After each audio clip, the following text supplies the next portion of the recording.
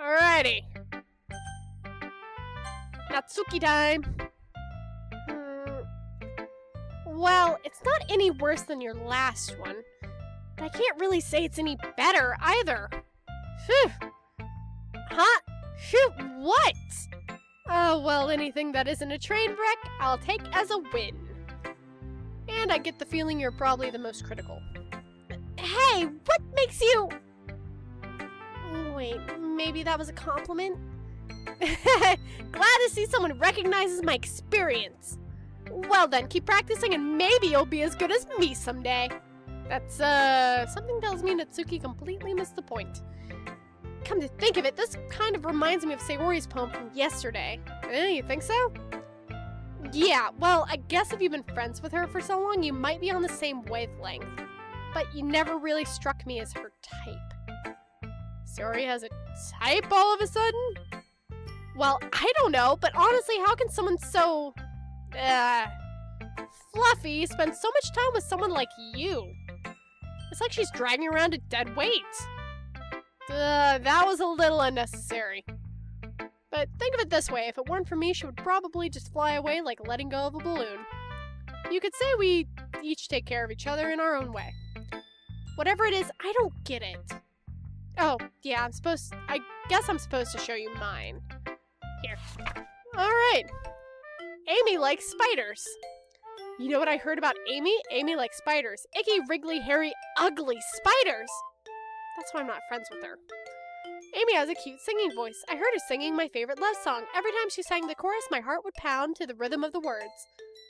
But she likes spiders. That's why I'm not friends with her. One time, I hurt my leg really bad. Amy helped me up and took me to the nurse. I tried not to let her touch me. She likes spiders, so her hands are probably gross. That's why I'm not friends with her. Amy has a lot of friends. I always see her talking to people. She probably talks about spiders. What if her friends start to like spiders too? That's why I'm not friends with her. It doesn't matter if she has other hobbies. It doesn't matter if she keeps it private. It doesn't matter if it doesn't hurt anyone. It's gross. She's gross. The world is better off without spider lovers. And I'm gonna tell everyone. Not bad, right? It's quite a bit longer than yesterday's. Yesterday's was way too short. I was just warming up. I didn't think that was the best I could do. No, of course not. Anyway, the message is pretty straightforward in this poem. I doubt I have to explain it. Sometimes you can explain complicated issues with much simpler analogies. And it helps people realize how stupid they're being. Like, anyone would agree that the subject of this poem is an ignorant jerk. Do you know people like that? Of course. It's about how everyone thinks That doesn't matter. It could be about anything. I wrote it to be easy to relate to. Everyone has some kind of weird hobby or guilty pleasure. Something that you're afraid if people found out they'd make fun of you or think less of you. But that just makes people stupid. Who cares about what someone likes as long as they're not hurting anyone and makes them happy? I think people really need to learn to respect others for liking weird things. Well, you're definitely right. At least I can relate to that. And I'm sure a lot of other people can too.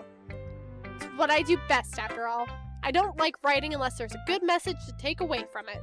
Like conveying emotions is important, but I want to make people think, not just feel. Remember that! I'm gonna write a good one for tomorrow too, so look forward to it. Alright. Yuri next! Is it my turn? Let's see how it compares to yesterday's. I see. It's a bit different. I respect you for trying different things, Scarlotto. Were you inspired by Natsuki's poem? Or Sayori's, perhaps? Well, I guess you could say that. I thought so. I'm happy for you. You don't need to find inspiration in my poems. I write them for myself. Not for anyone else. So I don't really need for people to like them or anything. Yuri! Sorry for being blunt, but you're overthinking this a little. Just because our styles are different doesn't mean I dislike your poems. In fact, if I tried to do something in your style, I would probably just do a terrible job. I see. I'm sorry. My stupid mind, it likes to do that sometimes. Anyway, you don't need to be afraid to to be a little more daring. Metaphors can go a long way. Don't feel like you need to work your brain like turning a bunch of gears. Try letting your mind wander through your feelings, and write down the things you see and hear. That's one way to truly enable your reader to see into your mind. It's a very intimate exercise. I see. That's certainly an interesting technique. Thanks for sharing. I have, well, an example of that if you'd like to read it. Of course. Is this a poem you wrote for today? Okay. The Raccoon! It happened in the dead of night while I was slicing bread for a guilty snack. My attention was caught by the scattering of a raccoon outside my window. That was, I believe, the first time I noticed my strange tendencies as an unordinary human. I gave the raccoon a piece of bread, my subconscious well aware of the consequences. Well aware that a raccoon that is fed will always come back for more. The enticing beauty of my cutting knife was the symptom, sorry. The bread, my hungry curiosity. The raccoon, an urge. I think. And I write in cursive, so it's a little difficult to read on this though. Let's see. The moon increments its phase and reflects that much more light off my cutting knife. The very same light that glistens in the eyes of my raccoon friend. I slice the bread fresh and soft. The raccoon becomes excited. Or perhaps I'm merely projecting my emotions onto the newly satisfied animal. The raccoon has taken to following me. You could say that we've gotten quite used to each other. The raccoon becomes hungry more and more frequently, so my bread is always handy. Every time I brandish my cutting knife, the raccoon shows me its excitement. A rush of blood, classic Pavlovian conditioning. I slice the bread, and I feed myself again. Alright then. I was a little more daring with this one than yesterday's. I can see that. It's a lot more metaphorical. I don't know if it's my fault, but I can't begin to imagine what this poem's about. That's right. It's a bit closer to my preferred writing style, using the poem as a canvas to express vivid imagery and conveying emotions through them. Yeah, if I take it at face value, then I can't even figure out what it's supposed to mean. Well, I think it's something that different people can relate to in their own way. I wanted to express the way it feels for me to indulge in my more unusual hobbies. Those sort of things I'm usually forced to keep to myself. So sometimes I enjoy writing about them. That's funny. Didn't Natsuki also write something about that? About someone being ridiculed for a strange interest? She did? Yeah. She was talking about how it doesn't matter what you're into as long as you're not hurting anybody. She's right. I mean, does she really feel that way? Yeah. Sounds like you two have that in common. That's interesting. To me, she seemed like the kind of person who would make fun of my hobbies. But I suppose that's my fault for judging, isn't it? Please don't tell her I said that.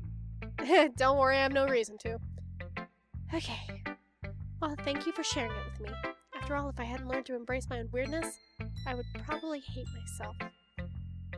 I might be ranting a little bit now, but I'm glad that you're a good listener. Okay! All that's left is Monica! Hi again, Scarlottle.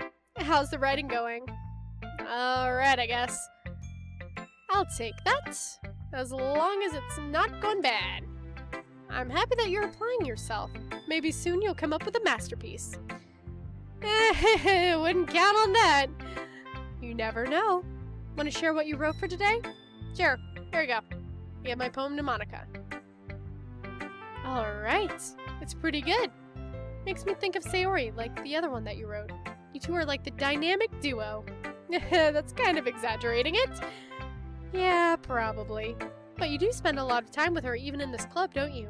Then again, I don't blame you for being a little shy. I'm not shy, it's just... I'm just teasing. I know it takes a bit of time to make friends with everyone. But Yuri and Natsuki are super interesting people, so don't be afraid to give them their share of time. And you can talk to me every now and then, too. I'm not, like, unapproachable or anything, am I? No, it's nothing like that. I'm just still getting used to being here, that's all. Yeah, I'm sorry if I was putting pressure on you or something. I really didn't mean it like that. Nah, don't worry. I get what you're saying. Well, alright. But anyway, you want to read my poem now? I like the way this one turned out, so I hope you do too. Alright, let's take a look. Save me. The colors, they won't stop. Bright, beautiful colors. Flashing, expanding, piercing, red, green, blue, and endless cacophony? Yeah, a meaningless noise. The noise that won't stop. Violent, grating waveform, squeaking, screeching, piercing, sine, cosine, tangent, like playing a chalkboard on a turntable, like playing a vinyl on a pizza crust. An endless poem of meaningless. Okay! It's even more abstract than your last one, huh? I guess it's just the way I write. I'm sorry if you don't like it. No, I never said that. It's just kind of a thing I've never really seen before, I guess. I kind of like playing with my space on the paper. Choosing where and how to space your words can totally change the mood of the poem. It's almost like magic. The way I wrote the lines really short makes it feel like they're trying to speak over the noise. I see. It's still hard for me to tell what it's about, though. Sometimes asking what a poem about isn't the right question. A poem can be as abstract as a physical expression of a feeling, or a conversation with the reader. So, putting it that way, not every poem is about something. Anyway, here's Monica's writing tip of the day. Sometimes you'll find yourself facing a difficult decision. When that happens, don't forget to save your game. Alright, what's gonna happen? What's gonna happen? I am very worried about this. I'm gonna go ahead and save right here so she's like, hey, yo, might want to save your game? You never know when you might change your mind. Sorry about the dancing cursor there. Or when something unexpected may happen. Wait, is this tip even about writing? What am I even talking about? That's my advice for today. Thanks for listening. Okay, well that's worrisome. Okay, everyone. We're all done reading each other's poems, right? I have something extra planned today, so if everyone could come sit at the front of the room. Is this about the festival? Well, sort of. Ugh, do we really have to do something for the festival? It's not like we can put together anything good in just a few days. We'll just end up embarrassing ourselves instead of getting any new members. And that's a concern of mine as well. I don't really do well with last-minute preparations. Don't worry so much. We're going to keep it simple, okay? We won't need much more than a few decorations. Sayori has been working on posters, and I've designed some pamphlets we can give out during the event.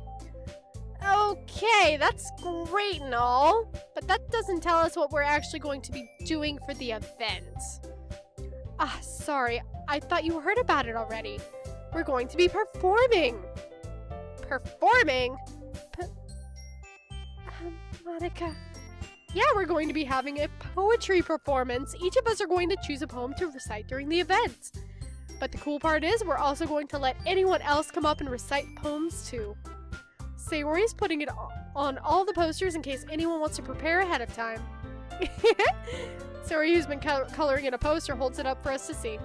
Are you kidding me, Monica?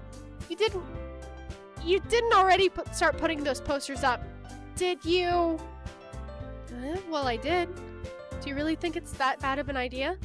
Well, no, it's not a bad idea. But I didn't sign up for this, you know. There's no way I'm going to be performing in front of a group of people like that. I agree with Mitsuki. I could never, in my life, do something like that. Imagining it, Yuri shakes her head in fear. Guys. No, Sayori. I understand where they're coming from. I remember that Natsuki and Yuri have never shared their poems with anyone until just a couple days ago. It's a lot to ask for them to recite their poems out loud to a whole room full of people. I guess I kind of overlooked that. So, I'm sorry. But I still think that we should give it our best. We're the only ones responsible for the fate of this club. If we start the event and each put on a good performance, then it will inspire others to do the same. And the more people who perform, the better we'll be able to show everyone what literature is all about. Yeah! It's about expressing your feelings, being intimate with yourself, finding new horizons, and having fun. That's right. And it's those reasons that we're all in this club today. Don't you want to share that with others? To inspire them to find the same feelings that brought you here in the first place? I know you do. I know we all do. And if all it takes is standing in front of the room for 2 minutes and reciting a poem, then I know that you can do it. Natsuki and Yuri remain silent. Sayori looks worried. I guess that leaves me no choice. I agree. I don't think it's too much to ask. I think that Sayori and Monika have been trying really hard to get new members. The least we can do is help them out a little bit. Well, maybe, but it looks like Natsuki doesn't have any arguments left. Okay, fine. I guess I'll just have to get it over with. Alright. Thanks, Natsuki. What about you, Yuri? Yuri dejectedly glances around at everyone else's expectant faces. I guess I don't really have a choice. That's everyone! You're the best, Yuri! This club is seriously going to be the death of me. Oh gosh, you'll be fine, Yuri. But anyway, let's move on to the main event. I want each of you to choose a poem of yours. We're going to practice reciting them in front of each other. No way! Monika, this is too sudden. Well, if you can't recite your poem in front of the club, how do you expect to do it in front of strangers? Oh no. Don't worry. I'll start off to help everyone feel a little more comfortable. Can I go next? Of course. Now let's see. Monika flips through her notebook to the specific poem she has in mind for herself. She then stands behind the podium.